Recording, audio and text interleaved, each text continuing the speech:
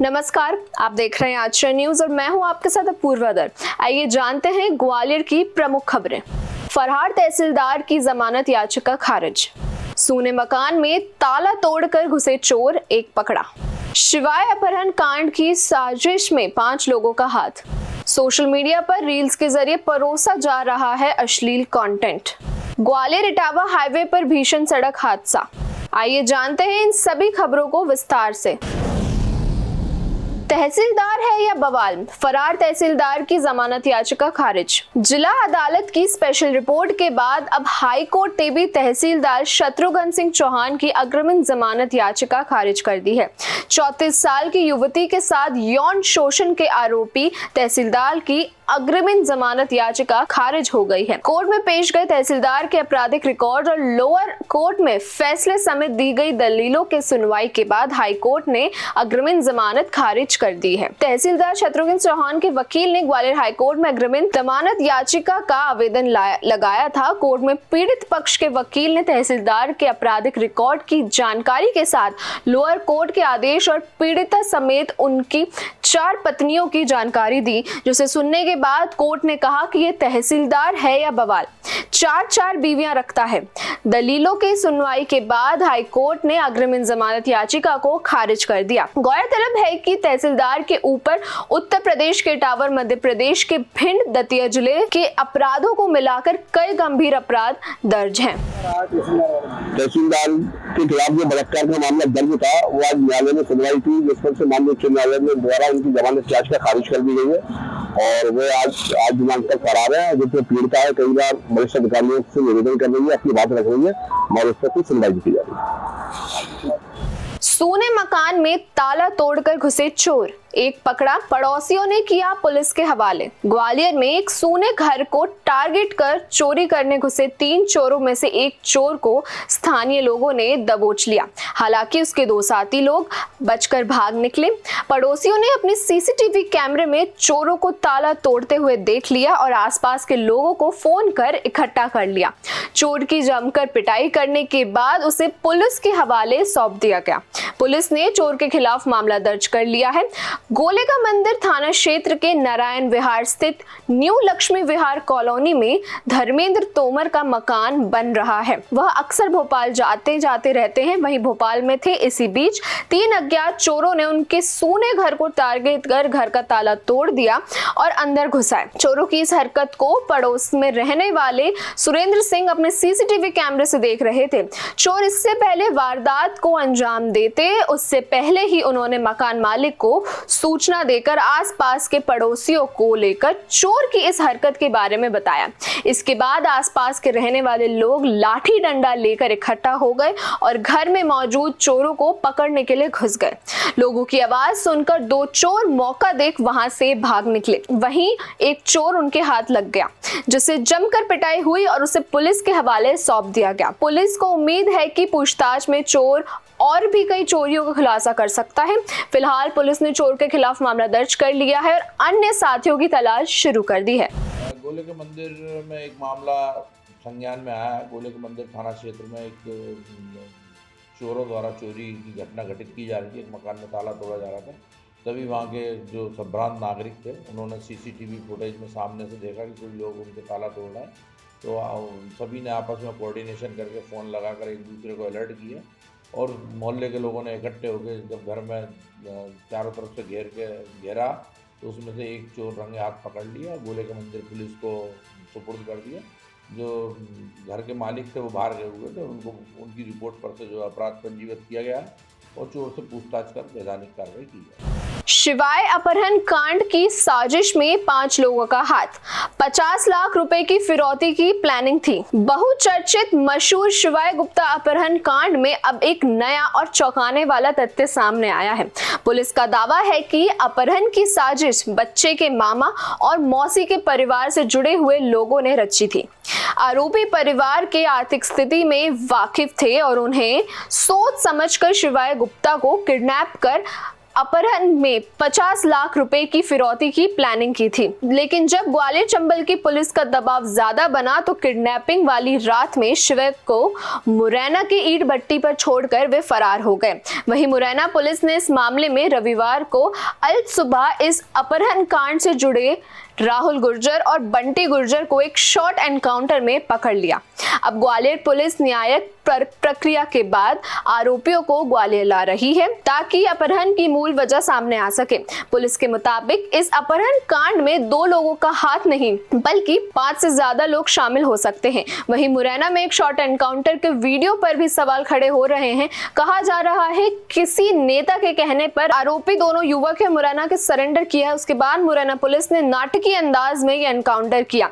फिलहाल ग्वालियर रेंज के आईजी अरविंद सक्सेना ने इस मामले में एसआईटी के गठन की बात की है जो मामले की पड़ताल कर रही है। देखिए, जो शिवाय अपहरण कांड है इसके पश्चात एसआईटी का गठन किया जा चुका है और इसके पश्चात लगातार जो एसआईटी है जिसमें एसएसपी ग्वालियर धर्मवीर सिंह हैं वो अपने अधीनस्थ जो एसआईटी के सदस्य हैं उनके साथ विभिन्न पहलुओं पर इन्वेस्टिगेशन कर रहे हैं और बहुत से इसमें इन्वेस्टिगेशन के पहलू हैं जो कि बहुत इम्पॉर्टेंट हैं।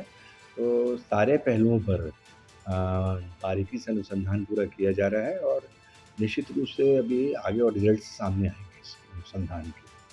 सोशल मीडिया पर रील्स के जरिए परोसी जा रही अश्लीलता, हाईकोर्ट ने मंजूर की जनहित याचिका।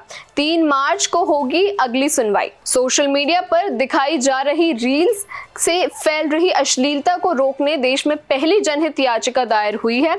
हाईकोर्ट की ग्वालियर बेंच ने ग्वालियर के ही मुरार में रहने वाले अनिल बनवारिया के अधिवक्ता अवधेश सिंह भदौरिया के माध्यम से ये पीआईएल दायर की गई है जिसकी सुनवाई सोमवार को हाईकोर्ट में होगी। हाईकोर्ट ने सुनवाई के बाद केंद्र सरकार के सोशल मीडिया रील्स से जुड़े नियमों की जानकारी मांगी है। अगली सुनवाई 3 मार्च को होगी। देश भर में लोग सोशल मीडिया पर रील्स के जरिए खूब फेम हासिल कर रहे हैं। वहीं दूसरी ओर इन्हें रील्स के जरिए जमकर अश्लीलता भी परोसी जा रही है। इसका समाज पर विपरीत प्रभाव भी पड़ रहा है। इसी गंभीर मुद्दे को लेकर देश में पहली बार जनहित याचिका दायर हुई है। याचिका में कहा गया है कि सोशल मीडिया के अलग अलग प्लेटफॉर्म्स पर रील के जरिए अश्लीलता दिखाई जा रही है जो केंद्र सरकार के आईटी एक्ट के तहत दंडनीय अपराध है। उसके बावजूद ना तो उन्हें रोका जा रहा है और ना ही इस मामले में कोई एफआईआर दर्ज की जा रही है। ऐसे में सोशल मीडिया रील्स और इसमें दिखाई जा रही अश्लीलता के खिलाफ दायर याचिका में सेंसर लागू करने समेत नियमों के दायरे में लाने की भी मांग की गई है। हाईकोर्ट ने भी सुनवाई के दौरान मुद्दों को गंभीर माना है। हाईकोर्ट ने इस पीआईएल में याचिकाकर्ता को मध्य प्रदेश शासन को पार्टी बनाने के आदेश दिए हैं। साथ ही केंद्र सरकार के वकील को भी निर्देश दिए हैं कि सोशल मीडिया पर फैल रही अश्लीलता को रोकने के संबंध में केंद्र सरकार क्या क्या कर सकती है, क्या क्या नियम लागू किए जा सकते हैं और इसके संबंध में क्या कोई नियम बनाया जाएगा। इसकी जानकारी अगली सुनवाई में तलब की जाएगी। मामले की अगली सुनवाई 3 मार्च को नियमित की गई है।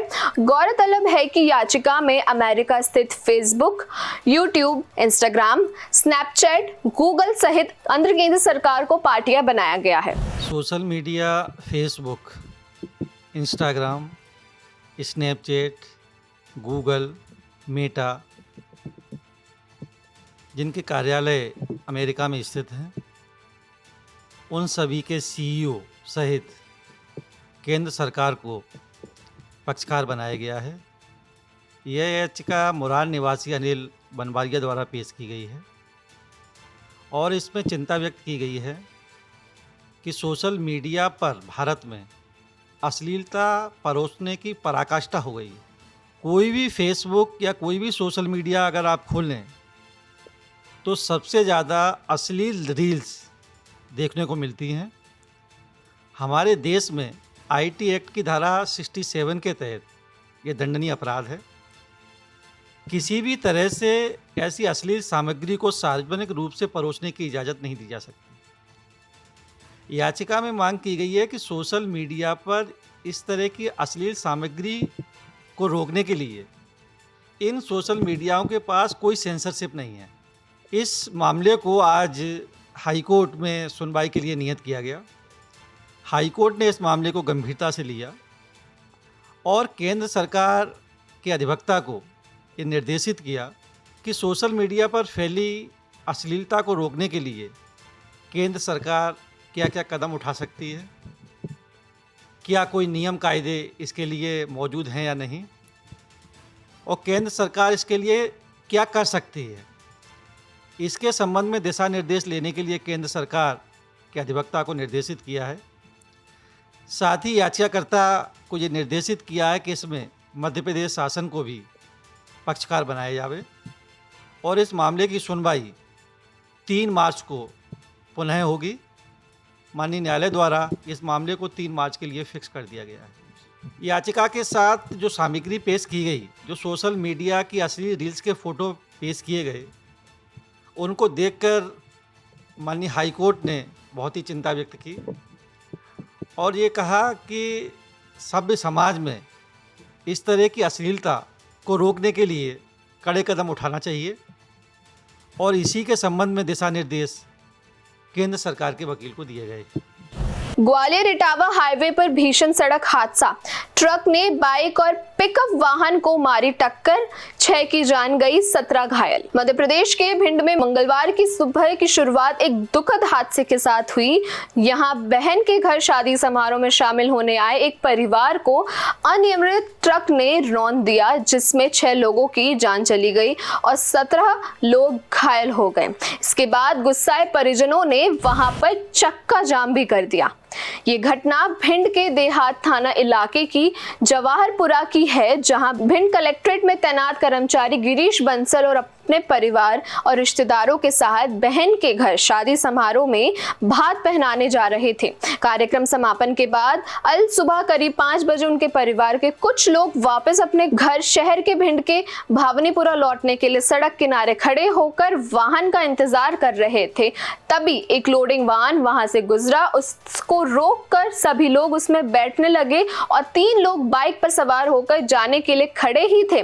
तभी पीछे से आ रहे तेज रफ्तार डंपर ने बाइक सवार और लोडिंग पिकअप में टक्कर मार दी। टक्कर इतनी जबरदस्त थी कि बाइक सवार 3 और पिकअप सवार 2 लोग समेत 5 लोग मौके पर ही अपनी जान गंवा बैठे। 17 लोग गंभीर रूप से घायल हैं, जिन्हें आनन फानन में जिला अस्पताल भिजवाया गया है, जहां इलाज के दौरान एक ने दम तोड़ दिया। गंभीर रूप से घायल 7 लोगों को ग्वालियर रेफर किया गया है। इस घटना के बाद पीड़ित परिवार और रिश्तेदारों में गुस्से में चक्का जाम भी कर दिया।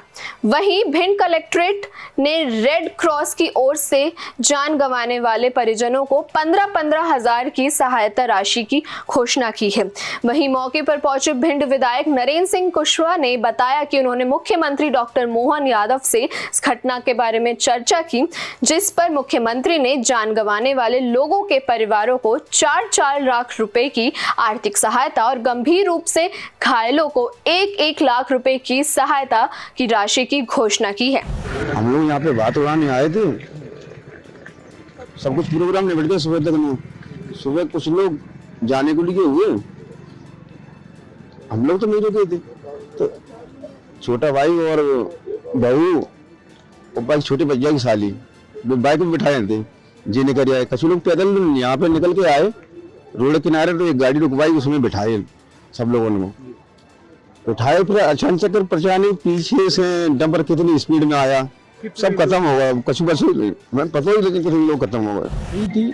उसके पीछे मेरा भाई खड़ा था, उसकी पत्नी, उसकी साली, और उसमें पीछे से ट्रक के आके एक्सीडेंट कर दिया। उसमें मेरा भाई और उसकी पत्नी तुरंत खत्म हो गए और 1 लोग और 3 मतलब तुरंत खत्म हो गए और 2 हॉस्पिटल में खत्म हो गए और अन्य घायलों की गिनती पता नहीं चल पाई। कुछ ग्वालियर रेफर भी हुए। यहाँ भात देने आए थे, बहन भी आई है हमारी यहाँ पर जवाहरपुरा में, तो वहाँ भात देने आए थे। व्यक्ति भात देकर लौटे थे किसी मांगलिक कार्यक्रम से और संभवतः सड़क पर खड़े थे, तो एक डंपर वाले ने उनके ऊपर चढ़ाया है। इसमें 5 व्यक्ति मृत हुए हैं। 7 व्यक्ति जो थोड़े गंभीर थे उन्हें ग्वालियर मेडिकल कॉलेज भेजा गया है, रेफर किया गया है, वो वहाँ पहुँच गए और शेष अन्य लोग जो हैं उनको कम इंजरी है, उनका यही इलाज चल रहा है। मैंने मुख्यमंत्री जी से बात की, उन्होंने भी गंभीर घटना मानी है। सब लोग संवेदनशील हैं। उन्होंने घोषणा की 4-4 लाख रुपए हम खत्म हो गए उनके लिए, और 1-1 लाख रुपए गंभीर रूप से ध्यान है माननीय मुख्यमंत्री जी ने घोषणा की, बता दिया मैंने। अभी गढ़ता में दिया 15,000 रुपया दिया। ऐसी तमाम जानकारियों के लिए जुड़े रहिए आचरण न्यूज के साथ। धन्यवाद। देश दुनिया की सभी खबरें देखने के लिए जुड़े रहिए आचरण न्यूज से। आचरण न्यूज, हर कदम आपके साथ।